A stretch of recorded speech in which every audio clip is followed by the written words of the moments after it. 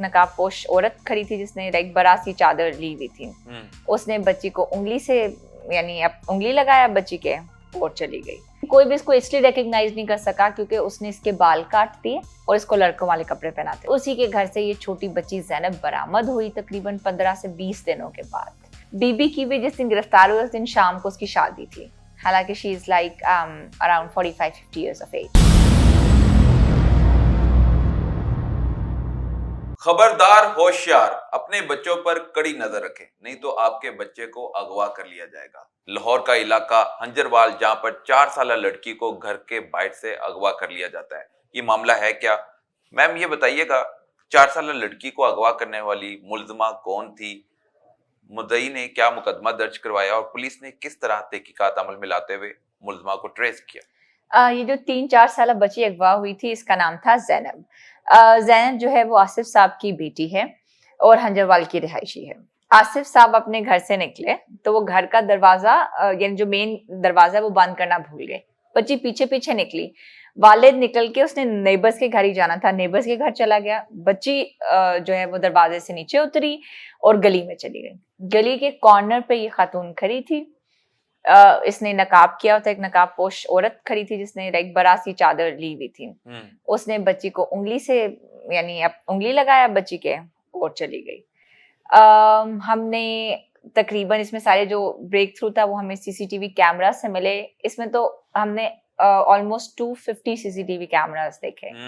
और फिर हमने डीआई साहब इन्वेस्टिगेशन के ऑफिस में एक सीसीटीवी कैमरा टीम भी होती है because case was very sensitive and it took us nearly 15 to 20 days to get the child recovered।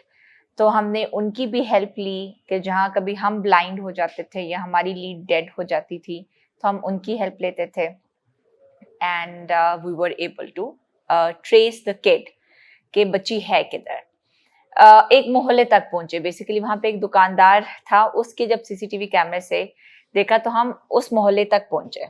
हमने इसमें तकरीबन 25 से 30 सर्च ऑपरेशंस भी किए कि जहां हमारी सीसीटीवी कैमरा डेड होता था कि यहाँ से आगे कोई हमें लीड नहीं मिल रही, हम कहते थे कि हमारे बच्चे की विसिनिटी यही है तो हम वहाँ पे सर्च ऑपरेशंस करते थे और पूरी डिवीजन की नफरी बेसिकली लगती थी उधर सर्च ऑपरेशंस। उसके बावजूद हमें 10 से 15 दिन लगे। यहाँ जब हम एक particular we were lucky enough के एक ग्रोसरी एक छोटी सी दुकान पे बेसिकली हमें औरत दिखाई दी। उसने इसको रिकग्नाइज किया कि शायद ये औरत है, कुलसूम बीबी है। वहां से जब हमने कुलसूम बीबी के घर पे रेड किया तो बीबी नहीं मिली। अब हमने इसमें तकरीबन 1000 से 1500 तक के hue and cry notice raise किए थे और एडवर्टाइजमेंट लगाए थे गली मोहल्लों में कि कहीं भी ये बच्चे नजर आए। लेकिन कोई भी इसको इसलिए रिकग्नाइज नहीं कर सका क्योंकि उसने इसके बाल काट दिए और इसको लड़कों वाले कपड़े पहनाते थे। तो जो हम तस्वीर लगाते थे अगर उसके सामने भी हो तो वो बच्ची अनरिकग्नाइजेबल हो चुकी थी। उसके बाल कट चुके थे, गंजी हो चुकी थी, पतली हो चुकी थी, लड़कों वाले कपड़े पहनती थी। तो हमारे उस नोटिस लगाने का भी ऐसा तस्वीर लगाने के फायदे नहीं हुए क्योंकि लोगों ने शनाख्त नहीं कर पाए उसकी। फिर वो जो ग्रोसरी के दुकान ने जब हमें लीड दी, हमने ह्यूमन इंटेलिजेंस से लीड ली। बीबी की बेटी को हमने शामिल तफ्तीश किया because the girl herself was missing और उसी के घर से ये छोटी बच्ची ज़ैनब बरामद हुई तकरीबन 15 से 20 दिनों के बाद। After looking at like 250 CCTV cameras, 25 से 30 सर्च ऑपरेशंस करने के बाद।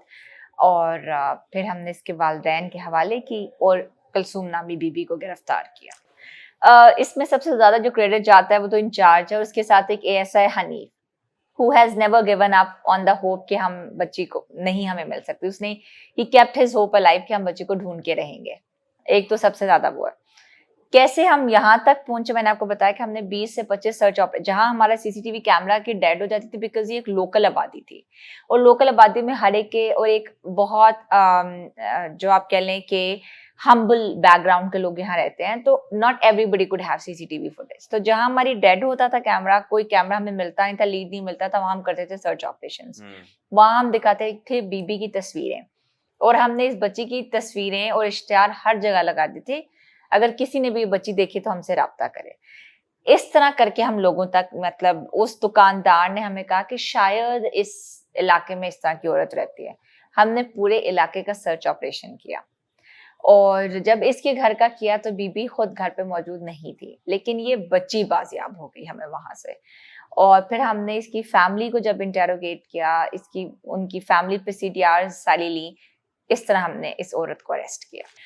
जो औरत थी उसके ऊपर, उसका सीआरओ रिकॉर्ड है, उसके ऊपर 371 ए बी के पर्चे हैं, यानी 371 ए बी के पर्चे हैं, विच मीन्स कि वो एक्टिव थी प्रोस्टिट्यूशन में। और इस बच्ची को किया गया था in future for the prostitution purpose. और इसकी जो थी बीबी कुलसूम उसका नाम था, उसकी पहले शोहर से अलहदगी हो चुकी थी, उससे उसकी एक बेटा एक बेटी थी। बेटा शोहर के पास रहता था, बेटी इसके पास रहती थी, लेकिन उसकी आगे वो शादी कर चुकी थी, वो शादीशुदा थी, अपने हस्बैंड के साथ रहती थी और उसके अपने भी बच्चे हैं। बीबी की भी जिस दिन गिरफ्तार हुई उस दिन शाम को उसकी शादी थी, हालांकि she is like around 45-50 years of age. और ये अगवा कर प्रोस्टिट्यूशन खतून की शादी भी थी, जी जिसने उस 4 उस साल शाम बच्ची में को अगवा किया, जी उसी शाम में उसकी अपनी भी शादी थी, तो जी फिर आपने उसकी शादी भी नाकाम बना दी। हमने उसको अरेस्ट कर लिया जी। और उसको अरेस्ट करने के बाद आप फिर तफ्तीश करते हैं और फिर वो सारी ये बातों का इंकशाफ करती है।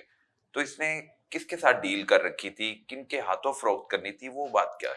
इसने किसी के साथ डील कर नहीं रखी थी, इसके यानी कि ये लोगों को अपने घर बुला के करती थी, लेकिन फिलहाल तो she will wait for the girl to grow up ना। अभी तो वो बच्ची थी 4 साल की, 3 से 4 साल की, तो अभी तो उसको कुछ साल पालती एंड देन उसको she could have used her in this business और could have sold her later. ये तो अब इसका अंजाम क्या होगा मैम? ये हाँ। एक बहुत ही खौफनाक स्टोरी है कि बच्चियों की इज्जत महफूज नहीं है। घर बाहर खेलती बच्चियों को अगवा करने वाला गिरोह एक्टिव है, मुतहरिक है, और आपने अभी तो एक औरत पकड़ी है, इस तरह की और भी गैंग है। किस तरह महफूज रखा जा सकता है बच्चों को, और इस तरह के गैंग को, गिरोह को बेनकाब करने के लिए पुलिस किस सतह पर जाकर कार्रवाइयां जारी रखे हुए हैं? हम बहुत होपफुल हैं कि ये इसमें कन्विक्ट होगी, क्योंकि इसने जो उसका हुलिया चेंज किया, हमने उसकी भी दफात इसमें इजाद की हैं, जैसे कि 337A6 वगैरह या 311 हमने इजाद किया ताकि ये स्कॉट फ्री फिर ना सके। इनका अल्टीमेट तो ये है कि जितना इन्हें अरेस्ट किया जाए और इनके कैफे किरदार तक पहुंचाया जाए, एंड अल्लाह ताला का शुक्र है कि हम इसमें कामयाब रहे। दूसरी ये है कि पेरेंटल रिस्पॉन्सिबिलिटी सबसे बड़ी चीज है। आपको अपने बच्चों का ध्यान खुद से रखना है। मैं ये नहीं कहना, ये हमारा फर्ज है कि हम एक महफूज इन्वायरमेंट पुलिस बनाए जिसमें लोग इंडिपेंडेंटली काम कर सके। और अल्हम्दुलिल्लाह अगर आप लाहौर को देखें या पंजाब को देखें तो एक बहुत सेफ इन्वायरमेंट है। ऑर्गेनाइज्ड गैंग की मैं I don't think there are organised gangs, लेकिन there are whimsical people out there जो कि छोटे बच्चों को इजी टारगेट समझ के उठा लेते हैं। ऑर्गेनाइज गैंग्स तो काम नहीं करते, लेकिन विम्सिकल लोग जरूर बाहर फिरते हैं जो कि बच्चे सॉफ्ट टारगेट होते हैं, उनको उठा सकते हैं।